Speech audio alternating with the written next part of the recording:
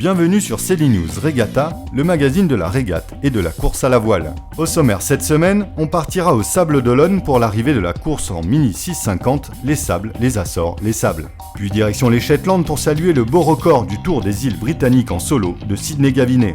Enfin la Suisse sur le lac de Silvaplana avec les images spectaculaires du championnat d'Europe de motte. Mais retour tout de suite sur l'arrivée de la solitaire du Figaro 2010.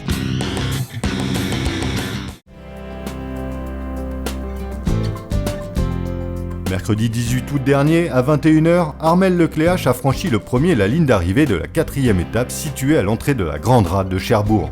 Le skipper de Britair, grand vainqueur de cette solitaire du Figaro, a mis 2 jours, 6 heures et 30 minutes pour parcourir les 435 000 de cette course à la vitesse moyenne de 8 nœuds.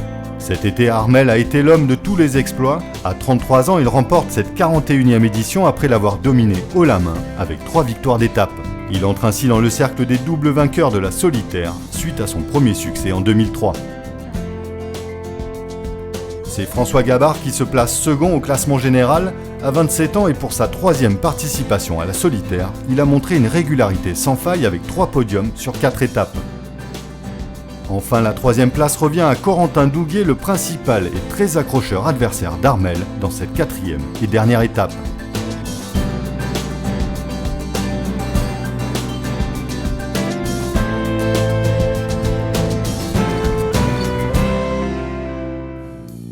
L'école du large en solo démarre souvent par la classe Mini 650 et l'aller-retour les Sables, les Açores, les Sables a confirmé la suprématie de certains et l'émergence de nouveaux skippers de talent. Petit temps, mer plate, ciel bas, les Açores n'offraient pas vraiment leur meilleur visage pour ce départ de la 2e étape entre Horta et la France, mardi 17 août dernier.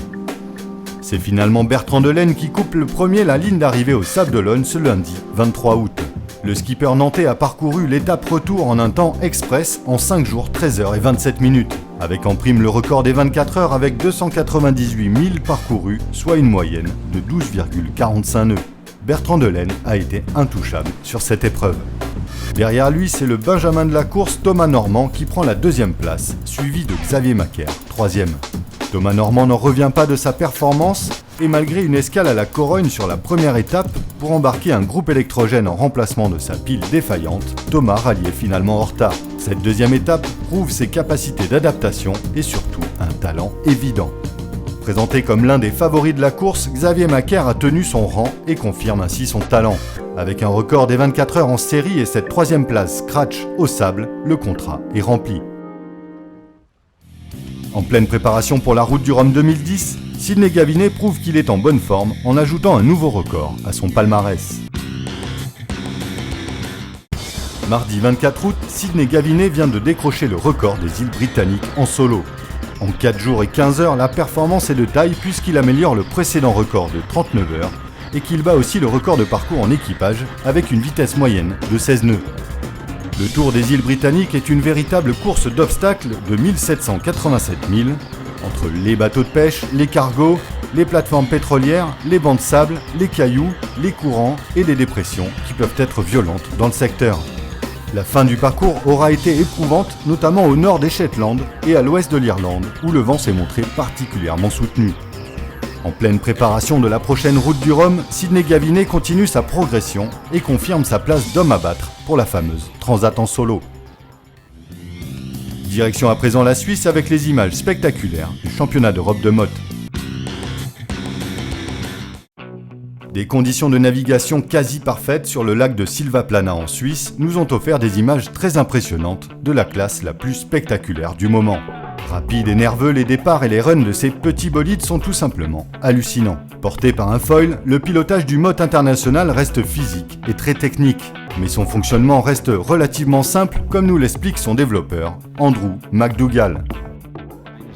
J'ai fait pas mal de changements sur le foil, beaucoup plus raide, une grosse largeur de pale et une attaque plus agressive. Cela permet de mieux contrôler la hauteur et la stabilité du bateau. Voici le stick, mais sur le motte, on peut le manipuler comme ça, en twistant le poignet. Ça modifie l'angle du foil, donc l'altitude du bateau. Voici le secret du motte. C'est une perche qui contrôle la base du foil. Ça permet de naviguer sans jouer des équilibristes. Comme ça, on garde le bateau à une certaine hauteur de la surface de l'eau. Quand la perche monte, le bateau va vers le bas, et quand elle baisse, le bateau se redresse. C'est aussi simple que ça. Simple as that.